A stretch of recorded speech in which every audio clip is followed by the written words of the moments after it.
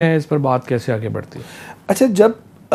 جب آپ کے وفاقی وزراء یہ دعوے کرتے ہیں کہ بغیر نمبر پلیٹ کی گاڑی کے اندر حمزہ گئے تھے، کہیں پہ ملاقاتیں کی تھیں، obviously they imply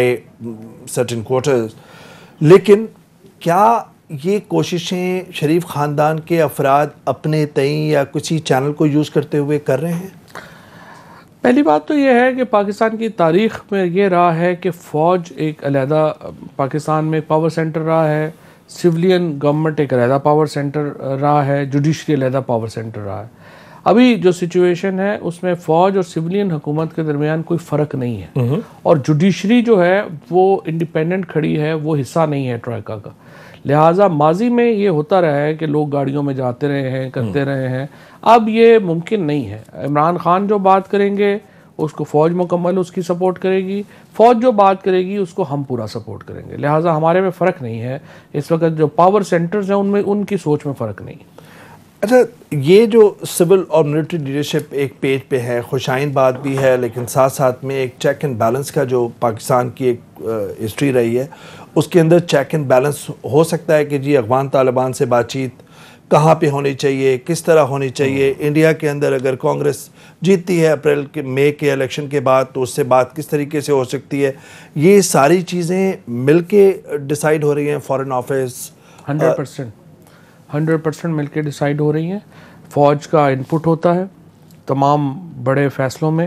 جو ہمارے سیکیورٹی سے ریلیٹڈ ہیں، اور اس طرح سے فیصلہ بار پرائم منسٹر کرتے ہیں، لیکن انپٹ جو ہے وہ فوج کا پورا ہوتا ہے۔ اور آئی وڈ سے کہ جو ہمارے آرمی چیف ہیں اس وقت، وہ بڑا ویژنری آدمی ہے، ہی از اے ویژنری ان ہمسیلف۔ آپ کے خیال میں جو ماضی کے اندر ایک رفٹ رہی ہے، ٹسل رہی ہے سول ملٹری لیڈرشپ کے درمیان، اس کے اندر ملک کو، ریاست کو کہیں نہ کہیں نقصان ہی پہنچا ہے، آپ سمجھتے ہیں کہ آنے والے دنوں کے اندر عمران خان صاحب کی تحریک انصاف کی حکومت اور ملٹری لیڈرشپ اس کے درمیان اگر ہم آہنگی ہے تو وہ کس طریقے سے بینیفٹ کر سکتی ہے اس حکومت کو اور اس ریاست کو؟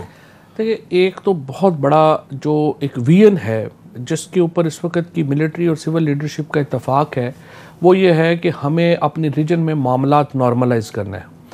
ہم نے آؤٹ آف وے جا کے افغانستان میں سیٹلمنٹ کی بات کی ہے، ہم نے آؤٹ آف وے جا کے انڈیا سے نارملائزیشن کی بات کی ہے۔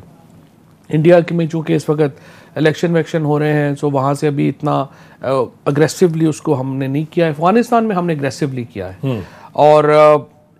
ہمارا جو ماننا یہ ہے اس وقت، اور جو پرائم منسٹر صاحب نے بات بھی کی سعودی عربیہ میں، انہوں نے کہا کہ اگر ہمارے ہندوستان سے تعلقات نارملائز ہوتے ہیں اور افغانستان میں اسٹیبلٹی آتی ہے تو this will place Pakistan in between two biggest markets of the world, یعنی چائنا اور انڈیا، اور پھر اگر افغانستان اسٹیبل ہوتا ہے تو پورے کی پوری یہ ریجن اٹھ جائے گی۔ اور دیکھیں، آرمی چیف بھی یہی بات کرتے ہیں، آرمی چیف یہ کہتے ہیں کہ جو نیا ماڈرن ڈائنامکس ہیں دنیا کے، ان میں ایک ملک ترقی نہیں کرتا، ریجنز ترقی کرتے ہیں۔ تو اس کے اوپر اگر آپ سمجھیں کہ فوج میں اور